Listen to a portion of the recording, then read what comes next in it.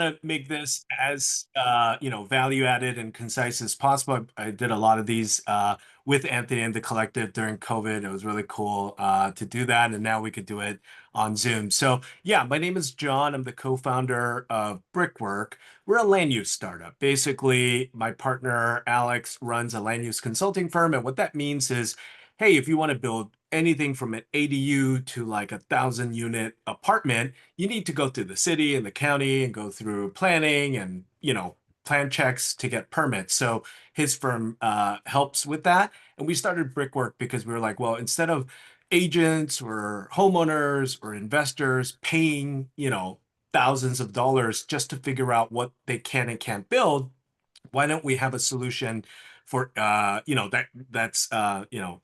less cost? So we started Brickwork in 2018, and so we've done 3,000 plus reports since then. Most of our users are agents, commercial agents to start with, because they were looking to sell their listings to developers, and you could build 100 units, mixed use, and there's so much complication there. But now, eventually, we've started opening this up really to residential agents. And what Anthony was alluding to is what I'm going to start this presentation for. So let's get right into it. So let me go ahead and screen here. And let me move this to the side. Okay, great. So right now, I'm going to be talking about SB 684 and 1123. Okay, what are those two bills? I get it. There's an alphabet soup of state housing bills, SB 9 and ADU and SB 79 and yada, yada, yada. There's so many of them. Agreed. It confuses us too, even, right? So we got to kind of review the bill, wait for the cities, or determine what you can and can't do. So this is really going to I'm going to try to make this as so that you guys could completely understand. So these two bills allow a small lot subdivision. Okay, what the heck is a small lot subdivision? Very quickly. So before these bills, you would have, if you have a lot, 10,000 square foot, and it's zoned R1, R2, R3, R4, it doesn't matter. Previously, you were like, okay, well, this is a big lot for one single family home or one unit or a small duplex. What can we do with this lot?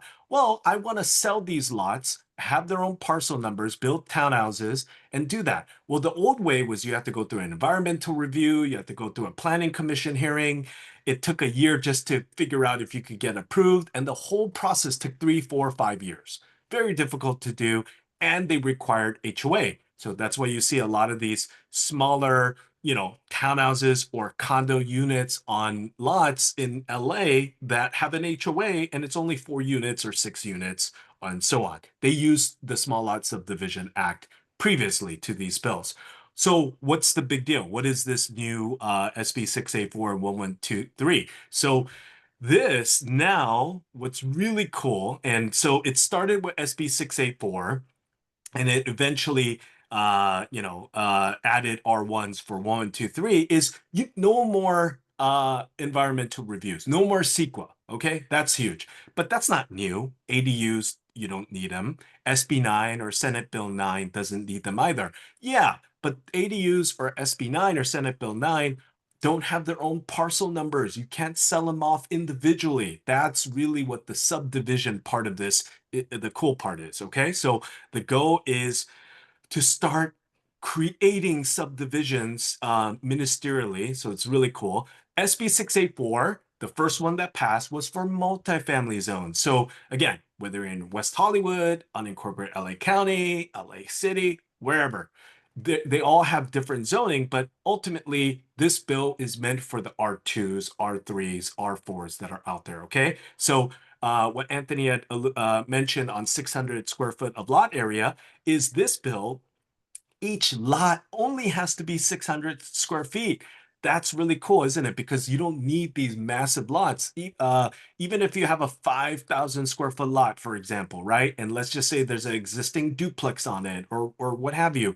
If you have 600 square feet of buildable area in your backyard, guess what you could put? A townhouse. And most likely that zoning allows for 3 stories and 35 30 to 35 foot height limit. So you could do a 3-story. So instead of doing a 1-story 600 square foot ADU, imagine just stacking another 600 and another 600. So you're now at 1800, but this bill has a maximum of 1750. So you could do a 3-bedroom, 2-bath, or 2.5-bath townhouse that's 1750 square feet. So just quickly, for 684, it has to be multifamily zoned. And of course, there are tenant protections on here. So this is the reason why initially it's a little bit of a needle in the haystack, in that it can't be tenant occupied for the past 5 years. So then you're like, well, they're duplexes, they're triplexes, they're fourplexes. Of course, they're meant to be tenant occupied. Agreed. This is what we're hoping the next iteration of this bill starts to relax on this. But politically in California, tenant occupancy, we'll could explain later, but it's very a charged subject when it comes to development. So they don't want to displace any tenants. Let's put it that way. Even though you could put more units and house more people, right now in California, displacing tenants is a no-no. So unfortunately, but I found a bunch of SB 684 eligible properties. Why? Well, look at Venice, for example. Venice originally was single family zoned. Eventually they became multifamily zone, right? They changed their general plan, rezoned a lot of properties, but those existing owners, they don't necessarily follow rezoning, so they didn't even know, oh, it's RD 1.5 now, or it's R2, R3, but there's still an existing single family. And also there's parts of that we found in Echo Park, in Silver Lake, in Highland Park. So these rezonings happen over a period of time, but the original build was like, 1950, let's just say, or 1920. So you can find these places that are now zoned multifamily, but the owners didn't rent it out and they kept it for themselves within the family. So those would qualify. So that's 684. I'll go into a Q&A right after this presentation. More than happy to answer these questions. What's SB 1123? They extended it a year later for single family zones. SB 684 technically had single families, but at the very end, they edited, they removed single families. Okay, so that's why it was a multifamily bill. But now, the next year, you can do this on single family zones. Okay, great. So what do you mean? The lot must be vacant. So there's two definitions of vacant. Okay, what I was telling you earlier about no tenants being on there for the past 5 years, that's one part of vacant, which means tenant occupancy. So it's vacant of tenants. So there are single families that are, rented out. Unfortunately, if they are rental properties, they won't qualify. Okay. But again, out of the hundreds of thousands of single families in LA County or LA City, only a fraction of them in percentage wise are used as rental properties. There's much more inventory out there of single family use. So, there's plenty of opportunity there. Afterwards, they also said it's for vacant. So this photo is vacant land, but here's the problem. There's not that much vacant land in LA County or in LA City. You could just use Google Earth and Google Map to clearly see. I mean, the valley has some, I should say, but more often than not, you're not going to see vacant, empty lots. So the other part of this bill is, okay, well, the state says, well, if it's abandoned and uninhabitable, well, what does abandoned and uninhabitable mean? So now that is reliant on the city and the municipality and the county to determine. So right now, we know that LA City just updated their memo a few weeks ago, and they consider abandoned and uninhabitable where the utilities were shut off for 180 days. So any investor, any developer, so this starts to become less of an owner-occupied opportunity. Well, I'm not going to turn off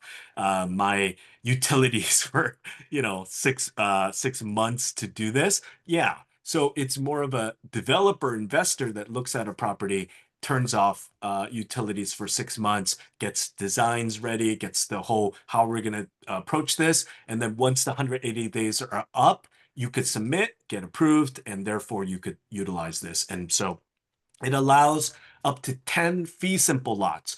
So 10 means if you could fit the 10. And each of these lots, remember I said the SB 684 lots could be 600 square feet? Well, these lots have to be double. They have to be 1,200 square feet. So each lot has to be 1,200 square feet. But of course, then you could build what you build within that 1,200 square feet. If you could fit 10, you could do 10. But typically for 1,200 square feet and the front yard and all the setbacks, you're probably going to look at 14, 15,000 square feet. But with that being said, we have a 11,500 square foot in Altadena, and we're fitting 8 units on it and 8 lots. So it depends. So I would say above 10,000 is where you could get closer to 10. But all the while, like I said, you don't need 10 units and 10 lots. If you're in West Hollywood, for example, right? Exit price per square foot on townhouses are at over $1,000 a square foot. I would even say they're closer to 1,200 a square foot in West Hollywood. There you go. So why do you need to build 10? You could build 3 or 4 and clearly pencil an exit at 1,200 a square foot. Buy the land, subdivide it, build the townhouses, sell them all at 1,200 a square foot, and the developer sees a profit there, right? So, and fee simple, this is very important. Fee simple means no HOA. Common interest development means you need an HOA. So how amazing it is to subdivide and finally not have an HOA required, non-HOA. So what does that mean? You could build them and sell them, or you could build them and rent them. You could build some to sell, you could build some to rent, whatever you want, right? So you have the freedom finally to decide what you want to do and what that market is going to net. So there's that. And then just like I mentioned about the rent control, the tenant look back is 5 years. And, that's really the most important part is the tenant look back. We're building in Altadena.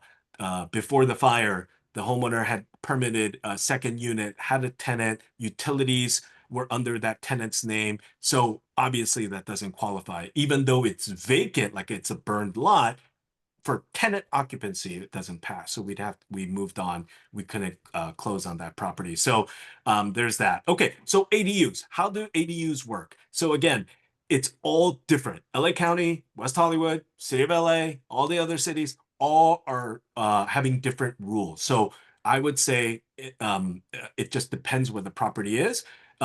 But LA County, let me just say unincorporated LA County, because we're developing 2 projects in Altadena right now to do these townhouses. So in unincorporated LA County, they allow ADUs, and there's really 2 uses, but for a developer, it's only 1 use. It's not a JADU, meaning a junior ADU. What it is it's considered an attached ADU. So it could be attached like this photo shows next to the townhouse, or it could be on the ground floor. You could do a 1-car garage instead of a 2-car garage, and then do the ADU space with the kitchenette, bathroom, a bedroom, obviously, in a small living area at like 500 square feet. And as long as it has its own entrance, water power meter, that's an ADU. And it doesn't count toward the 1750. Well, why is that good? Well, you guys are, a lot of you are agents. So you understand that when you market these townhouses for sale, it's based on the square footage of the habitable space. So you got the 1750 on the second and third story,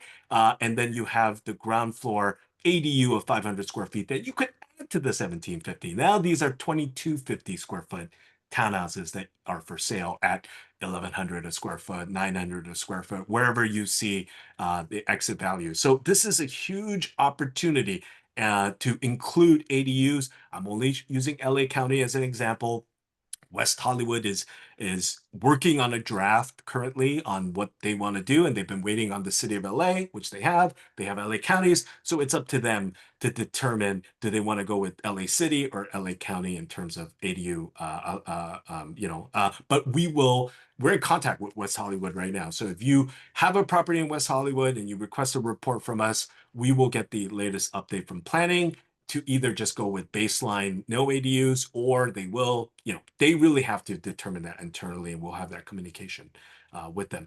So why is this important for agents? Well, look, if you're an investor, it's huge because you could, or a developer, again, building townhouses is a bit easier than building apartments, right? And so finding an architect, GC, whether it's an ADU or a townhouse, um, as long as you have us and you have others to point toward in terms of guiding the architects on, hey, I'm an architect, but I haven't done subdivisions. Well, work with the subdivision architect. But even if you work with the architect that doesn't, as long as they know what the rules are, hey, all right, just give me guidelines. What's the front yard setback? What's rear? What's side? What's this? What's that? They could design these for you. So it's great for investors, people wanting to do a fix and flip. They could do a build and rent, build to sell. Like I said, there's a lot of flexibility here for putting money to work and having optionality. That's the best part of this bill. But agents, you can use this right now. How? Get more listings or work with your investor clients. So listings are um, I had an R1 or R2 property, wherever it is. I'm only looking at ADU or SB9. I don't know anything about SB 684 and 1123. Now you're the expert. You request a report from us. We'll do a massing study on it. We'll tell you all the options. And now they can sell it to a wider audience of investor developers who didn't know that you could do that on that property, which kind of means you could probably get a little more either on the listing price or just if it needs to be sold, that's fine. Just stick with the price. It has to pencil for the developer and you sell it, right? You're turning over inventory, and that's a huge value add. And plus on the listing side and on the buy side, it's your investors, you have your Rolodex, you have your CRM, you've met developers, investors. So throwing this out there and saying, yes, I am the agent that's anchoring toward building subdivisions. I know the rules. I have backup with brickwork, so I can help find these properties for you. Great. Then the developers, all they care about is as long as you're the agent that finds the great opportunity for them, you're their agent on that transaction. So and as developers, and I know I've introduced myself as Brickwork, the uh, the startup that provides this for agents, but we're also developers as well. So we're building two lots in Altadena, and then we're also doing like something near Culver City, 50 units, and we have multiple other multifamily properties that we're developing. So we've transitioned into just providing this diligence into doing that as well, but also using all this information to build our own project. So quickly, before I wrap up, this is just the sample zoning report. And so, we have architects that we work with that look at your property, and we'll start to use Revit, Rhino, AutoCAD to determine this. This was a funky one where the developer wanted like a shelf of a third story, and we didn't have the floor area. And we first recommended just 2 stories, but he's like, oh, but this could be an open, the architect could work on this open patio on the 3rd floor. There could be other uses. So I still want to see all the square footage being utilized. So we did this for them. But again, it really depends also on what you want to do, but we'll provide this kind of analysis. So we go through a massing study, different scenarios, answer questions. And look, you don't have to, most agents I've talked to in the past have felt trepidation on, hey, look, like I'm not into development zoning, even though I might pull a report from you guys and send it out. They're going to give me this whole host, they're going to spitfire questions at me, and I'm just not comfortable in answering them. You don't need to be.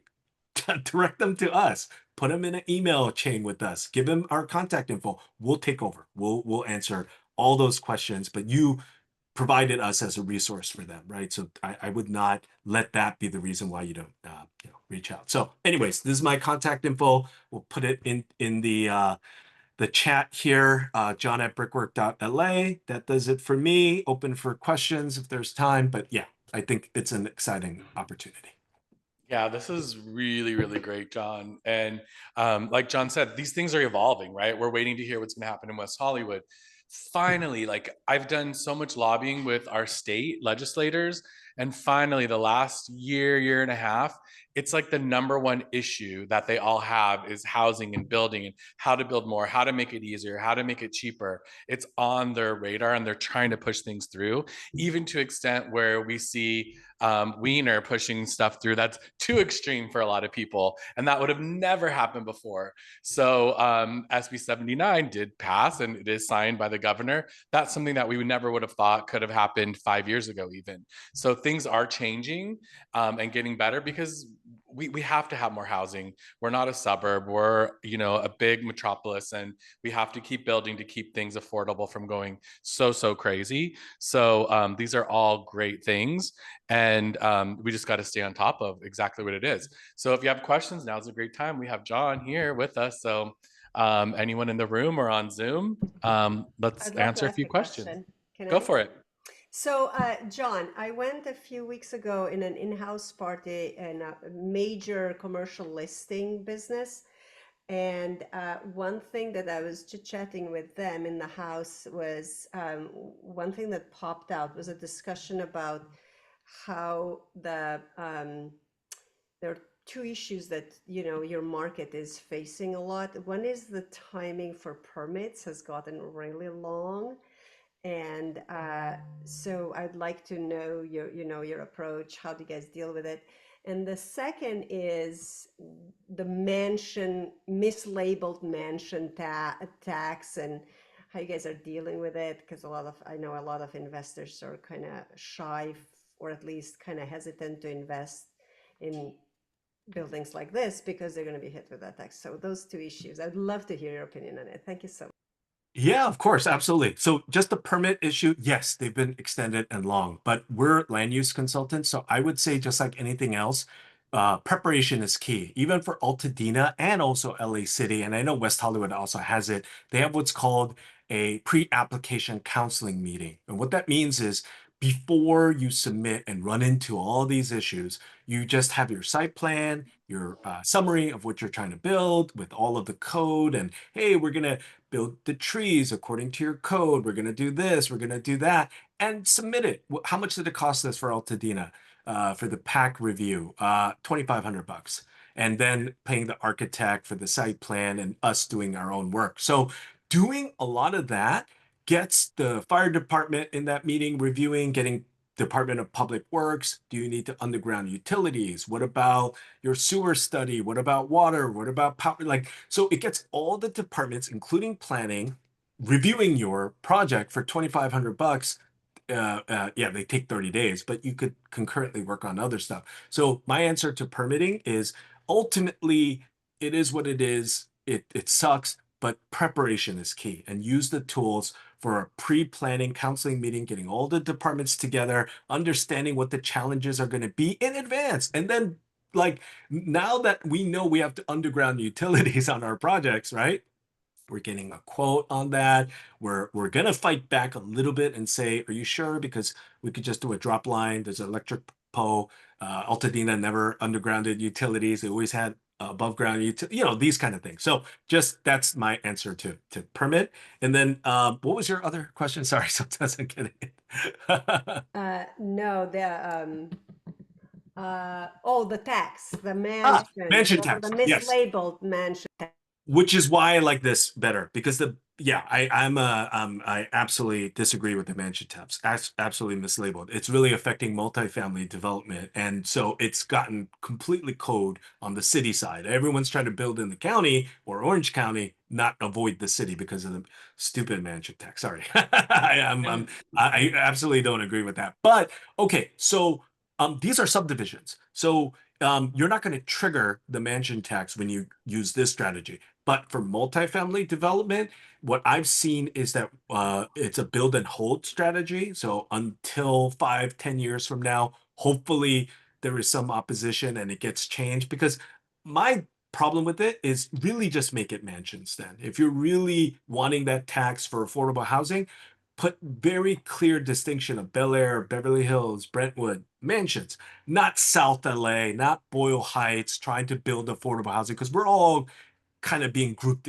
into this, and which is terrible. How are you going to tax affordable housing, right? Like we're already trying. it's so hard to build affordable housing anyway. So adding the mansion tax on affordable housing is terrible. So subdivisions avoids it. Cool. Multifamily, it's either long-term holds or you pencil it in, and it's a big pencil, right? It's a 6% with the 5.5 for mansion, and then you have the regular tax with the county assessor, right? So it comes out to like almost 6%. You have to pencil it in, and it unfortunately doesn't pencil a lot of projects. Otherwise, you do a 5 or 10 year hold. Everyone else that wants to build and sell, which that's not a bad strategy. They're just moving on to other places outside city of LA, unfortunately. And regarding the ULA, that's just for LA, right? And it is something that the legislators are looking at because they're realizing it's not really working. Mhm. It almost became a ballot issue this year and it was pulled last minute. So they are planning to talk about it, refine some things, and bring it back next year. So I imagine there will be some tweaks, and I don't know if it's something that the legislators will pass or if they can't pass it or if it has to be on the ballot. But stay tuned because it's being talked about now, and there could be some changes where maybe multifamily is eliminated from that. So we'll see how that goes. Yeah. There's a question from Daryl in the chat saying, these are all state bills, but you mentioned something about West Hollywood that they're still waiting on something. Maybe can you clarify what we're waiting on with the cities to help make some of these bills work as well as they could work? Absolutely. Yes. So right now, most cities will always stay quiet, kind of. It happened in SB9 and they then sued the state, blah, blah, blah. So it is this whole housing is politicized. That's really why we can't build, right? But so what I would say is right now, we know City of LA just came out. That was the second update. So if you're looking at a property in the City of LA, it's defined what you can and can't do in the City of LA.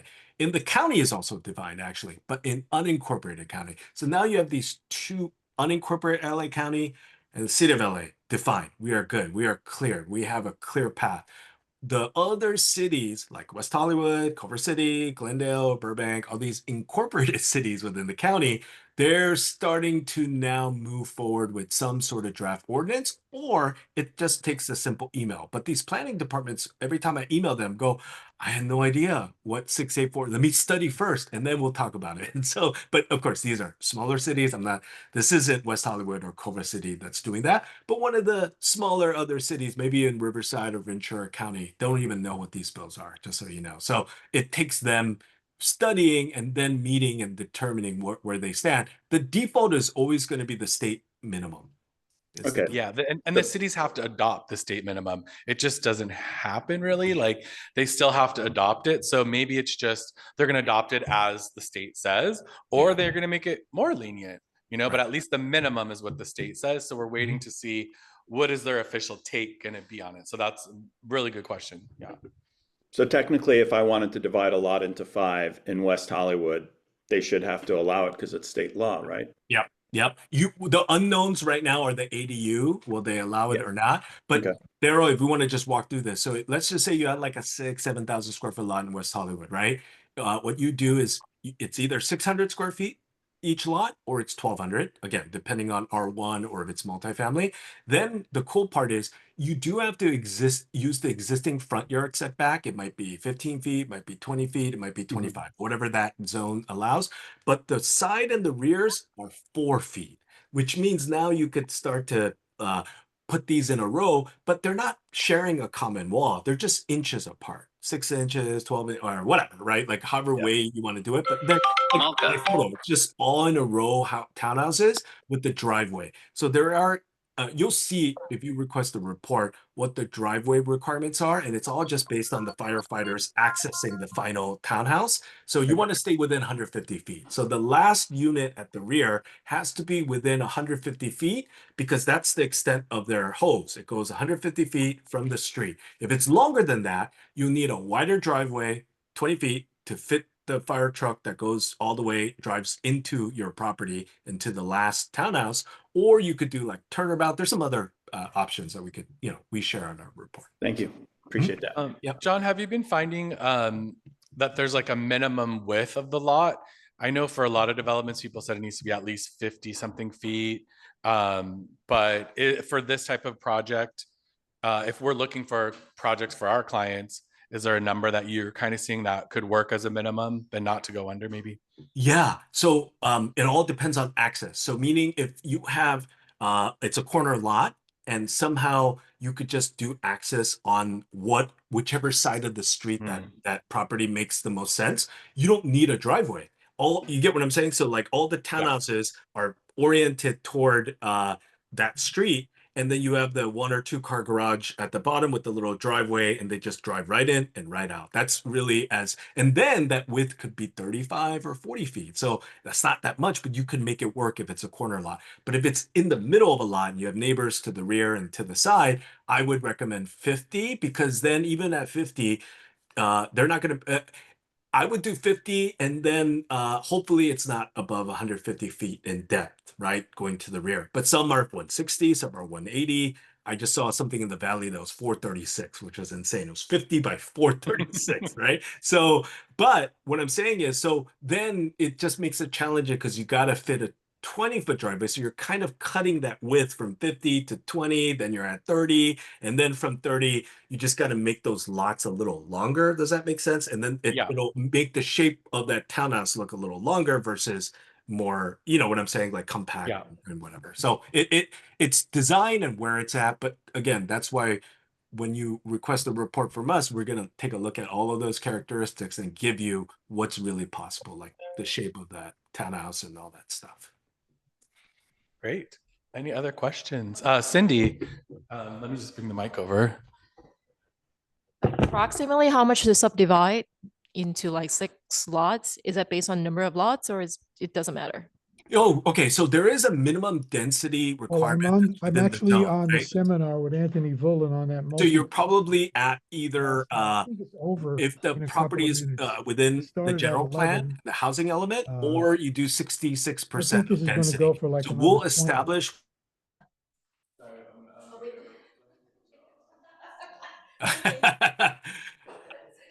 Yeah. So yeah, Cindy, to answer your question, minimum density we'll establish, and then it's really how many you fit beyond the minimum density. And it's your choice. You could fit 10 and you go, hey, I don't need 10. I just want to fit, I want to build 6. But we'll establish the min maximum for you.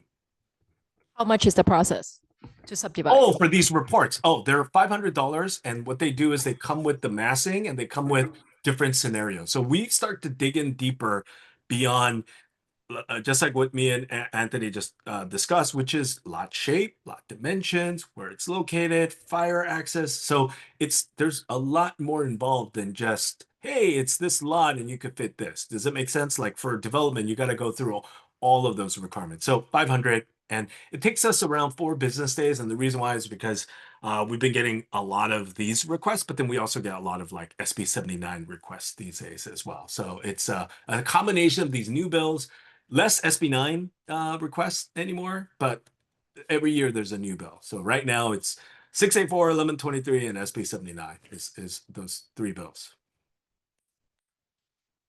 John, can you put your information in the chat, please? Oh yeah, I put my email address, which ideally is the best way to reach me, but let me put my phone number as well. And there you go. So john@brickwork.la. You guys can reach me at any time. Yep. Sorry, John, one more time. Is how much is the subdivision process? The whole process? Is it cost you $100,000 to subdivide a lot?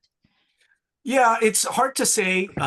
There's pricing depending on where you are. LA County, unincorporated, which city, West Hollywood's fees are different than City of LA, and it depends on how many units you're building. So the costs are relevant to how many units and also where you are. So and then what you're asking me is also like, what do you mean by how much does it cost to subdivide? Because you got to pay your architect, you got to get your civil engineer involved, you got to get a soils report, you got to get your survey done. Like there's all these consultants that you got to hire to get the development started, right? And so there's a certain amount of fees for that, and then there's depending on the county or the city and their fees. But generally speaking, if you want to do a 4-lot subdivision, probably 300 to 400,000 gets it done.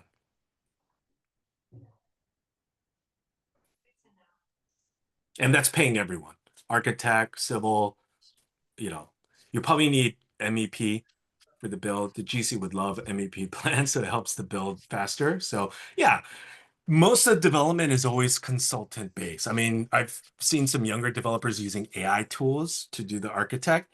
I think that's a great way to save on architecture fees. Why? Because yes, it can make mistakes, but you can have an architect with the stamp just look at what was built and just make those slight corrections. You know what I'm saying? Hey, the hallways should be oriented this way. The door is not ADA compliant or this and that, but they can make slight changes and it's a less cost than being charged 30K for designs, if that makes sense. So I You think know what?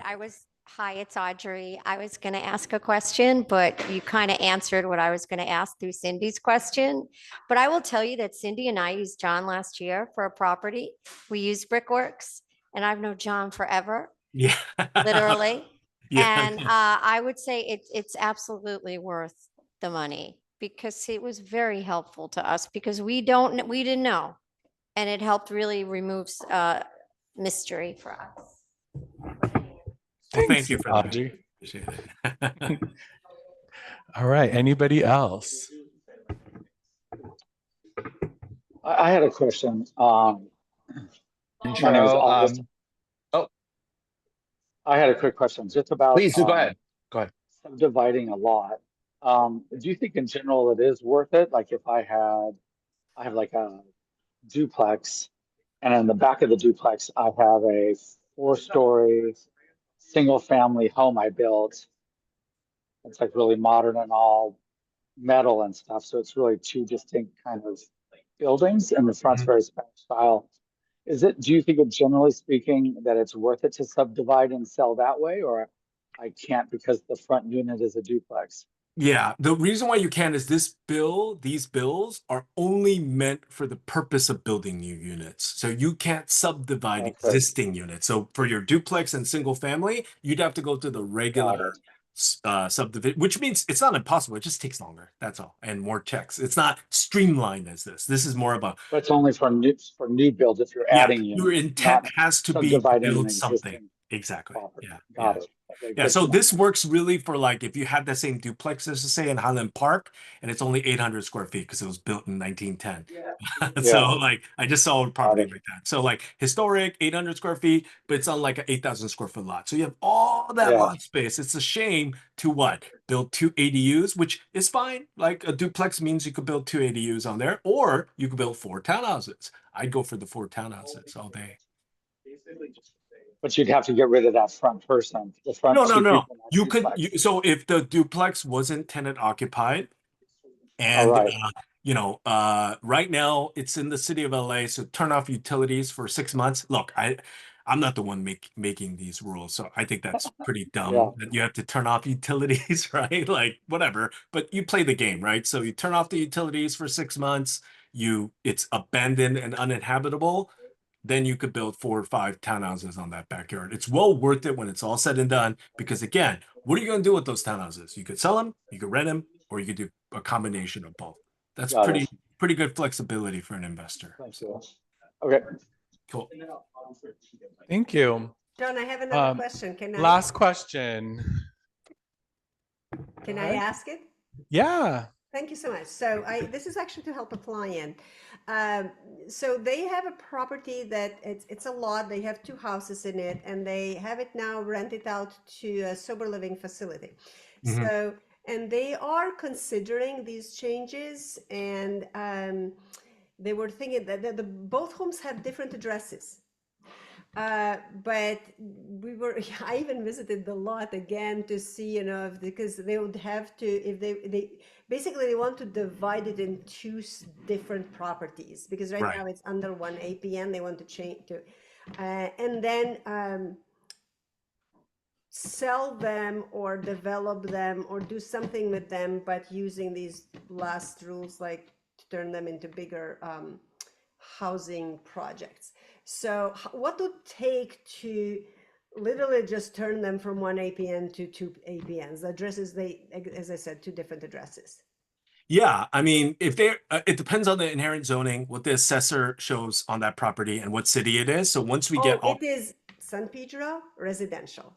got it. So San Pedro residential, 2 addresses.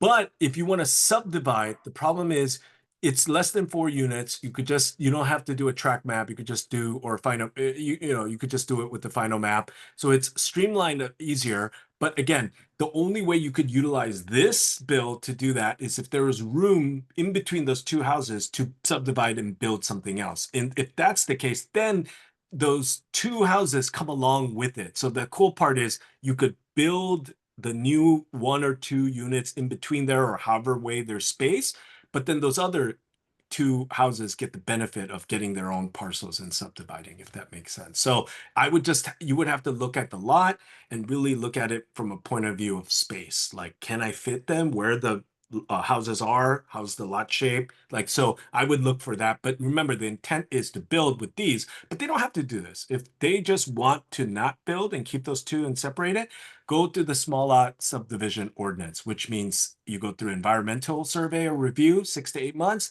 and then a hearing for wherever San Pedro Planning Commission hearing to say, hey, I want to do this. And then once approved, then you go through it. So 2, maybe 3 years process. So if I was to send them your way, how much Yes. would it be? How much Well, would it I be? mean, we'll do Just a sit free them and tell them what to do. consultation, but like I have my partner who then, from the consultation of what their options are, will then go ahead and have like a retainer or proposal. So email me and then we'll talk. Okay, thank you. Appreciate that. Okay, so now I got confused for a second, John. So if there was 2 properties and you just wanted to divide them, you were saying it could take a couple of years, but SB9, doesn't that allow you just to do that in an easier way? Just to divide them if they want to sell them off individually, or? The problem with that scenario is even though it's R1, they gotta commit to occupying one of those houses for 3 years. So there is that That's owner right. occupied requirement for 3 years to split. Got it. That's right. So tenant Thanks for occupied reminding will me. not work. The owner has to move in. If you want to split it with SB9. So there's multiple options of splitting. SB9 Interesting. split, owner occupied, my way, where you have to build something to do these splits, and then the middle part, which is doing it the old fashioned way, 3 years. Thank All right. Well, thank you so much, John. His contact info is there. If you need it, you can always reach out to Will or myself, and we'll make sure we get it to you.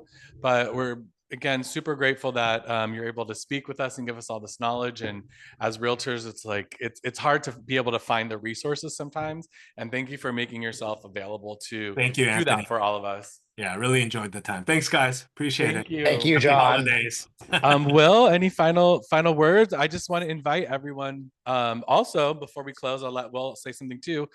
Please come to our office next Thursday evening at 6 p.m.